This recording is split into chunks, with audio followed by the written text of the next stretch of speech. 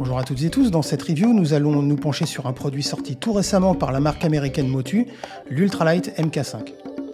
Vous avez été nombreux au détour d'un post sur le groupe Planet Home Studio à vous poser des questions à son sujet. J'en avais d'ailleurs profité pour émettre le souhait de la tester afin de vous donner mes ressentis. Et c'est l'enseigne Sonovante qui a pris contact avec moi pour me proposer de tester l'interface en question. Un grand merci donc à eux pour nous avoir donné cette opportunité. Pour celles et ceux qui se poseraient des questions au sujet de la marque Motu, il faut savoir que cette dernière est un des tout premiers acteurs historiques du monde de la MAO. Aujourd'hui, plus qu'hier, la marque offre un choix vraiment large de produits, allant de l'interface MIDI à l'interface audio déclinée sous tous les aspects et toutes les connectiques. On a des interfaces au format USB, Firewire, Ethernet, des interfaces dédiées à la vidéo avec les HD Express et HDX SDI, ou encore un vaste choix d'instruments virtuels comme Mac 5.3, Ethno, BPM et quelques autres. Autant dire que chez Motu, on sait de quoi on parle et depuis longtemps. Mais recentrons-nous sur le sujet qui nous intéresse, notre Ultralight MK5. Alors avant de vous détailler l'ensemble des fonctionnalités et possibilités offertes par cette interface, procédons à un petit unboxing pour voir ce qui nous est proposé. Alors dans la boîte, on va ouvrir la boîte. C'est plutôt bien protégé. Notre interface, juste ici. Voilà, on va regarder ça d'un peu plus près dans quelques instants. Un petit feuillet qui nous détaille brièvement les différentes étapes pour pouvoir commencer à utiliser notre interface. On va mettre ça de côté aussi. Encore une petite protection. On retrouve le manuel de l'utilisateur. Ça peut servir, hein. On retrouve également, et ça c'est plutôt bien, deux câbles avec, si je ne me trompe pas, ici un câble USB-C vers USB-C, pour ceux qui ont des machines relativement récentes avec ce tout nouveau port. Et ici, pour ceux qui ont encore une machine qui n'a pas d'USB-C, un USB-C vers un port USB-A. Donc, très bonne initiative de la part de Motu d'avoir proposé d'entrée de jeu les deux connectiques. Dernière chose, on retrouve ici une alimentation. Voilà. Avec l'alimentation elle-même. Et c'est plutôt incongru, on ne voit pas ça tous les jours. Différents connecteurs qui vous permettront d'ailleurs de pouvoir, le cas échéant, si vous voyagez avec votre interface, de pouvoir la raccorder au réseau électrique du pays dans lequel vous vous trouvez. C'est plutôt intéressant et pratique. Alors avant de vous dévoiler cette Ultralight MK5, regardons d'un peu plus près sa fiche technique. Au sein de la gamme des interfaces portables proposées par Motu, l'Ultralight MK5 en représente le fer de lance, autrement dit la version la plus évoluée des interfaces mobiles disponibles au catalogue de la marque. Dans les faits, cette interface offre, malgré un format demi-rack plutôt réduit, des convertisseurs de premier plan. En effet, Motu a utilisé la même recette qui a fait le succès de ses interfaces AVB en choisissant les fameux ESS Sabre 32 Ultra.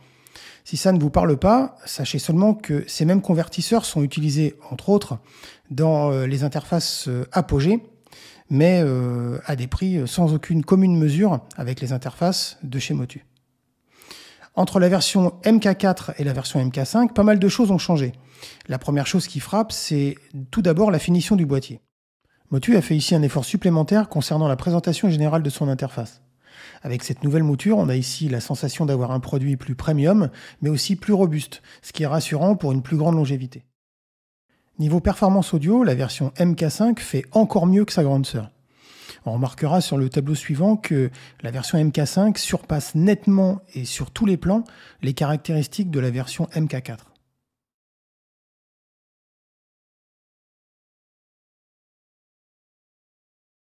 Sur la face avant, on retrouvera deux entrées micro-lignes instruments au format combo, donc jack et XLR, une prise casque ici avec son volume indépendant, deux potards qui vous permettront d'ajuster le niveau de vos entrées micro par pas de 1 dB, ce qui est très pratique pour plus de précision.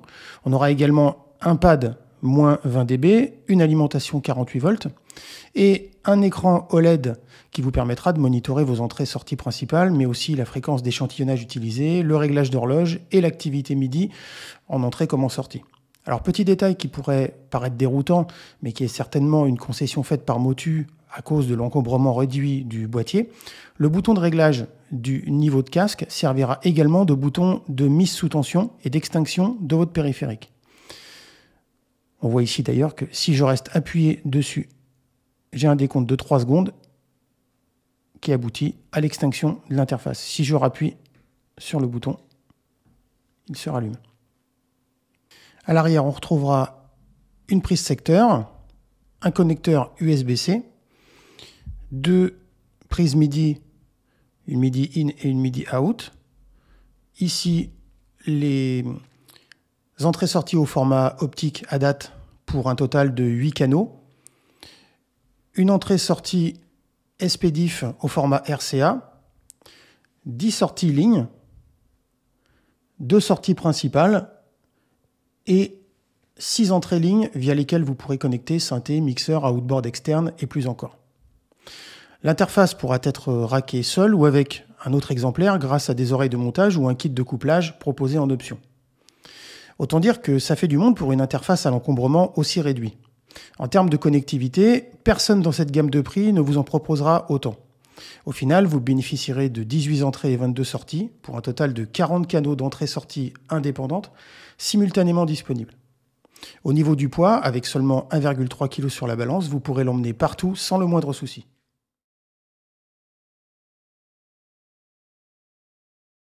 Pour installer l'Ultralight, il vous faudra vous connecter sur le site de Motu, motu.com, puis vous rendre dans la rubrique Download. En descendant dans la fenêtre, cliquez sur le bouton Download dans la section Gen 5 et choisissez bien évidemment la plateforme que vous utilisez. Je vous conseille au passage de vous enregistrer sur le site de Motu, sauf si vous possédez d'ores et déjà un compte utilisateur, afin de pouvoir bénéficier à la fois du support, mais aussi de pouvoir télécharger le bundle logiciel offert avec votre interface. Pour le reste, une fois vos pilotes téléchargés, double-cliquez sur l'installeur Gen 5, puis suivez les instructions à l'écran pour que la mise en service de votre Ultralight MK5 soit complète. On va vous demander ensuite de redémarrer, ce qui sera tout à fait normal pour la prise en compte des pilotes par votre système.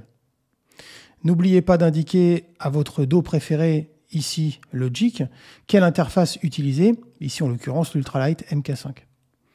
Autre détail qui aura son importance, la configuration MIDI de votre interface. Si vous utilisez un contrôleur externe comme un clavier de commande par exemple, je vous conseille d'aller dans les préférences MIDI, ici sur macOS, pour configurer correctement votre interface. Finalement, c'est simple, efficace et ça ne vous prendra que quelques minutes pour mettre en service votre interface audio.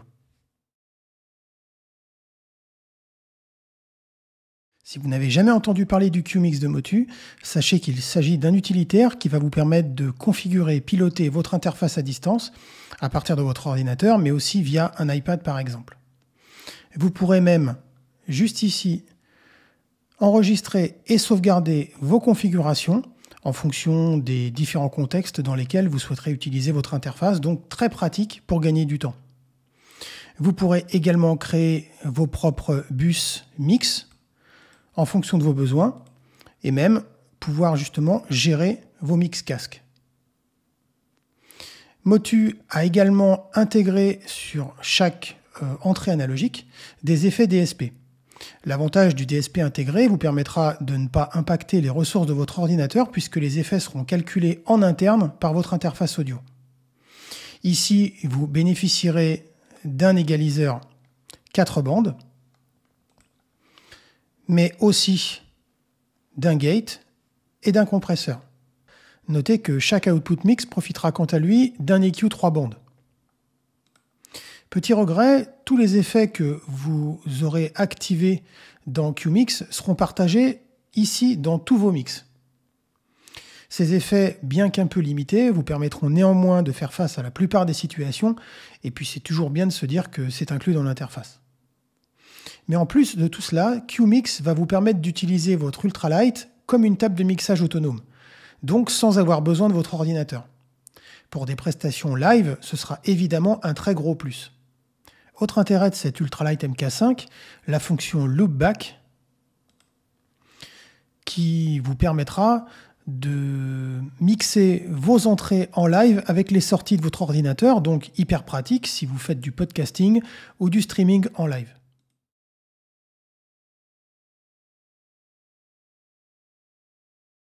La latence est un élément crucial pour celles et ceux qui enregistrent de l'audio, mais aussi qui envisagent d'utiliser des instruments virtuels en live par exemple. Comme vous le savez certainement, il n'y a rien de plus désagréable que d'avoir ce décalage qui rend impossible le fait de travailler confortablement. Heureusement, Motu est bien connu pour la qualité de ses pilotes. Que vous soyez sur Mac comme sur PC, l'Ultralight MK5 profite de pilotes de 5e génération spécifiquement optimisés pour les environnements Mac et PC. La fiche technique annonce une latence de 2,4 millisecondes avec un buffer fixé à 32 samples et à une fréquence de 96 kHz. Autrement dit, une valeur extrêmement réduite pour une interface audio dans cette gamme de prix. J'ai voulu vérifier par moi-même si les valeurs annoncées par Motu étaient justes. J'ai donc modifié tout d'abord la fréquence d'échantillonnage de l'Ultralight à 96 kg. Puis, on va faire le test. Je vais changer les préférences de Logic. Donc ici, j'étais sur un buffer à 128 samples. Je vais me positionner sur un buffer à 32 et on voit que ma latence résultante, aller-retour, est fixée à 2,5 millisecondes, donc très très proche des valeurs annoncées par Motu.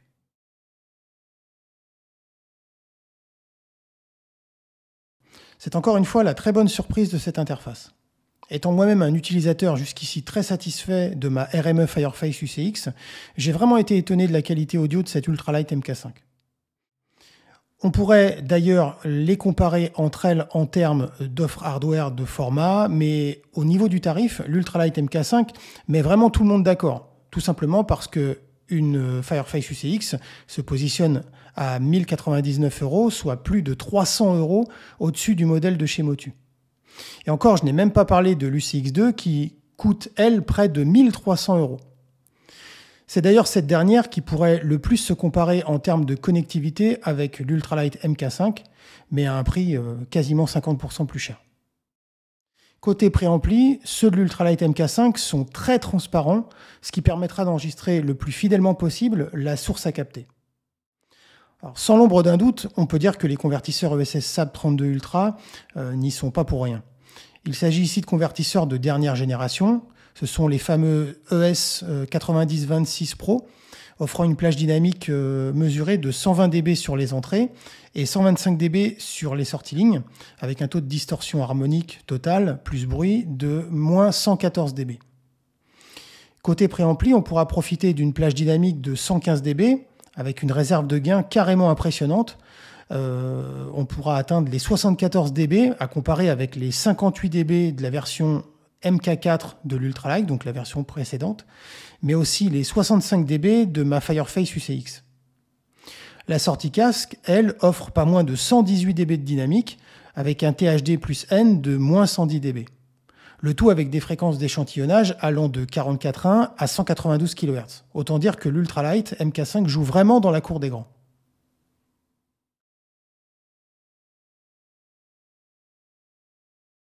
Et l'offre logicielle dans tout ça, me direz-vous? C'est en effet un élément incontournable de toute interface audio qui se respecte. De ce point de vue-là, Motu a mis aussi les petits plats dans les grands avec une licence de Performer Lite, une sorte de DP en version allégée, mais aussi une librairie de 6 Go de boucles et de samples issus des catalogues de Big Fish Audio, Lucid Sample ou encore Loopmaster. Si comparé à la concurrence, vous pourriez vous dire que le bundle logiciel n'est finalement pas si énorme, sachez qu'au final, ce dernier est très cohérent. Performer Lite vous permettra, si vous n'avez pas encore de DAW attitré, de bénéficier aussi bien sur Mac que sur PC d'un outil de production disposant de tous les éléments nécessaires. Des plugins d'effets, plus d'une centaine d'instruments virtuels, etc. pour pouvoir vous mettre rapidement et efficacement au travail. Sans compter que Performer Lite pourrait très bien vous permettre ultérieurement d'upgrader vers Digital Performer, le logiciel phare de la marque américaine, à un tarif préférentiel.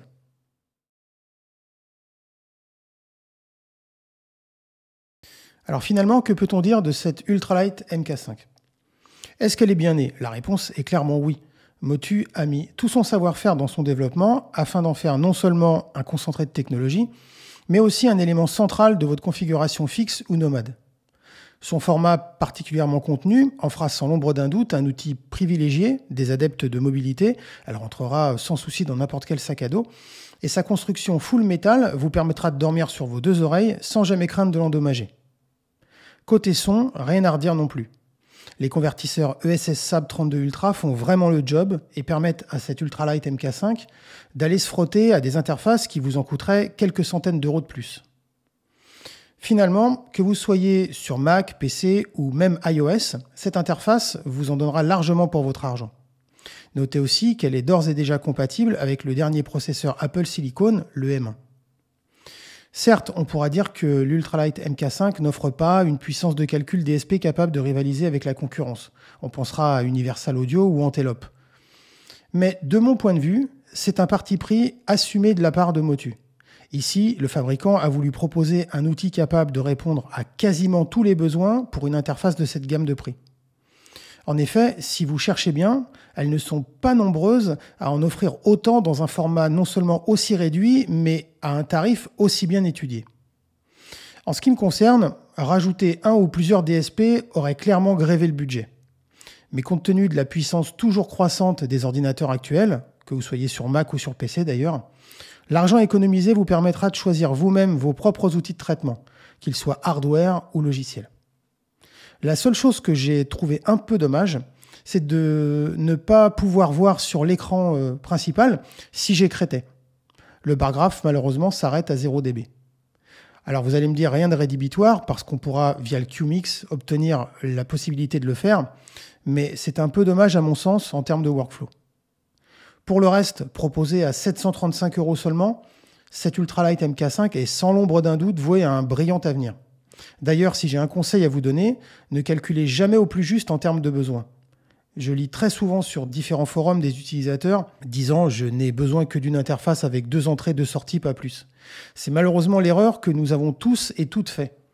Le jour où vous souhaiterez faire évoluer votre configuration avec, par exemple, des périphériques hardware externes comme un compresseur, un EQ, etc., eh bien, vous vous retrouverez bloqué.